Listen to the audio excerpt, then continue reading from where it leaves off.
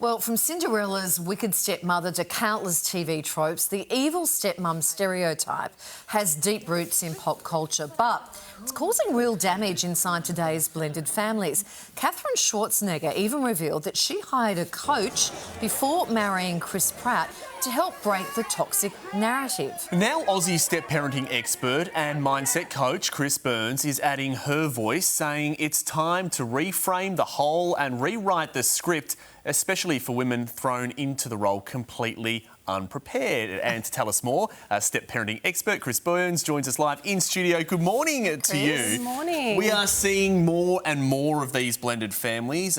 You have two, as we like to call them, bonus kids of your own, young teenagers. What did you make of Katherine Schwarzenegger's move to hire a step-parenting coach? Yeah, look, as a mum also, when I was going into pregnancy, you have 9 months of preparation, right? You become a step-parent and there's not that 9 months of prep work. There's no books that you're reading. There's no how to be a mum when you're expecting, all of that sort of narrative playing out. So you sort of get thrown in the mix and you're essentially influencing and raising children without all the prep work involved. So I definitely resonated with why she did it, and it's kind of why I do what I do. OK, so she reached out and got help. Let's sort of rewind it a little bit back to the evil stepmum sort of stereotype.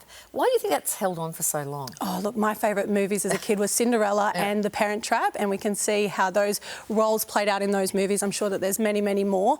And it sort of imprints to our conditioning and our values and how we perceive step-parents coming into our lives at a later time. They're taking over the role as, you know, both of our biological parents essentially living in the same home, and sometimes we can hold on to that negative narrative as such, when really it's just another person to come in and love you. Kris, if you're about to step into that role of being a stepmum or a step-parent, how do you emotionally prepare for that new job? Yeah, look, I think that don't be afraid to ask for support and looking for support. There is support out there. There are tools and resources out there for you, essentially mentors and coaches and things like that. There is podcasts. There's not a lot of it, but there's definitely resources there available to you if you seek it. Well, and we're looking at some other things here. What do you mean by regulation strategies? I think that when you become a new parent in any stage, you've got a lot of triggers that come up with children's emotions and things like that. Being able to regulate your own emotions is probably the number one thing that I would encourage my clients to be working through. Your nervous system needs to feel supported, and you need to be able to breathe through the big moments and come out the other side. This is an interesting one. Don't seek validation. It is a big one because a lot of us want to be liked, especially when we're stepping into the new role of a parent in a step-parenting dynamic. We want the kids to like us, but that's just externalising your validation. That's externalising your self-worth, and the purpose of that isn't to serve the kids, it's to serve yourself. So you want to be ensuring that you are not doing things to be liked, you're doing things from a place of love and authority and building on that relationship as an authoritative parent. Kris, it really feels like a bit of a minefield. Can be, yeah. For a lot of clients coming into the role, I 100% resonate with that. It can be a little bit overwhelming and you don't know if you're doing right from wrong. You're just going with the punches, essentially, and rolling with things. But I think if you can lead yourself with compassion and grace and be really honouring yourself through the process as well.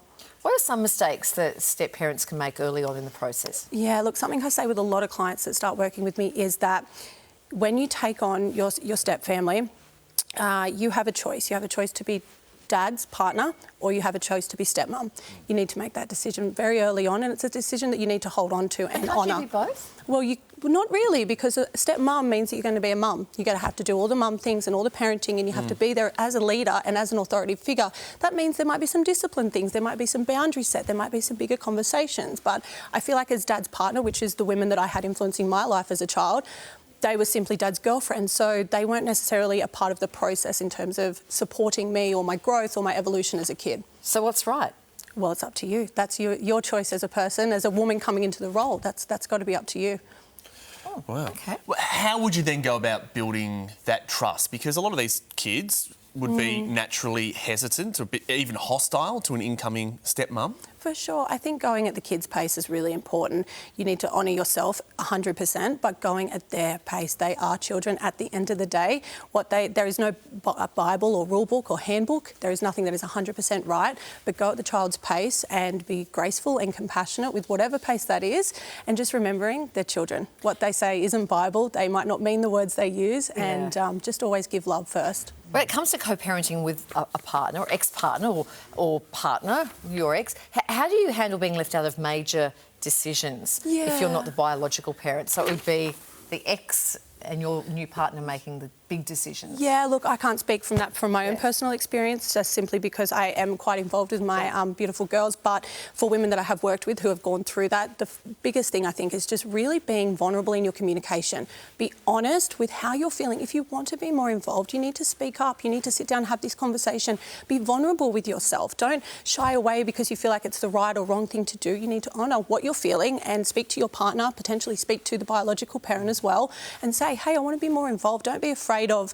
opening that door, because more times than not, the biological parent and your partner will be on the receiving end of that and want you to be more involved, but they also don't know how you feel. Right. So speak up and be open. Wow. Be vulnerable. Obviously, there are ways that you can go into these relationships with your eyes open and make it a fulfilling relationship for everyone. Kris, thanks for your time this morning. Thank you guys so much. Thank you.